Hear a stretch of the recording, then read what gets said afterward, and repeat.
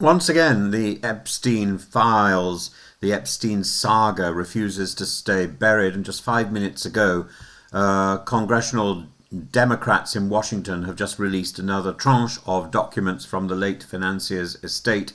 And the headlines are predictably explosive, and I'm sure there'll be more information by tomorrow morning.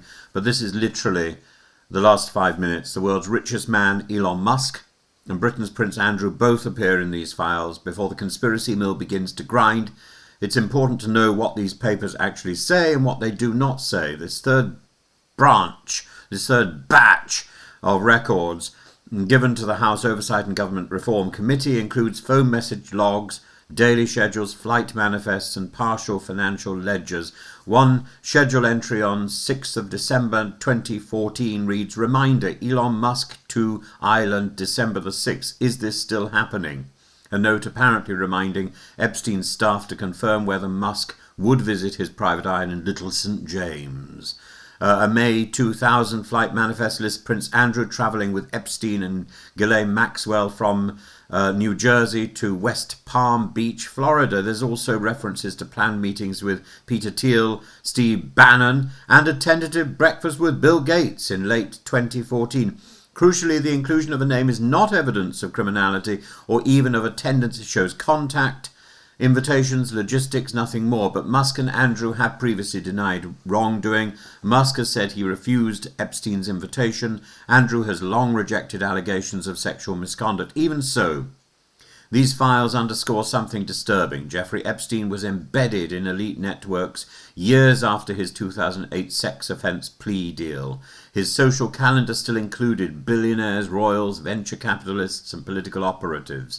The reminder about Musk's potential trip comes 6 years after Epstein was registered as a sex offender. His planned breakfasts with Steve Bannon date from 2019, just months before Epstein was arrested again. For survivors and victims, this matters because it shows how power protected Epstein. He remained socially viable, invited to moneyed circles, tolerated in political and tech spheres, despite a well-known record of abuse.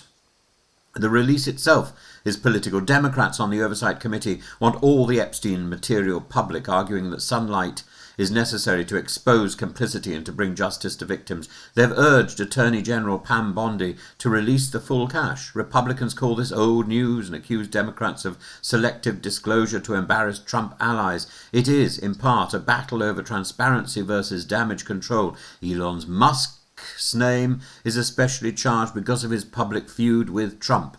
Earlier this year, Musk alleged, without evidence, that Trump's administration was hiding its own Epstein connections. Now his own potential link re-emerges, however innocuous it may prove.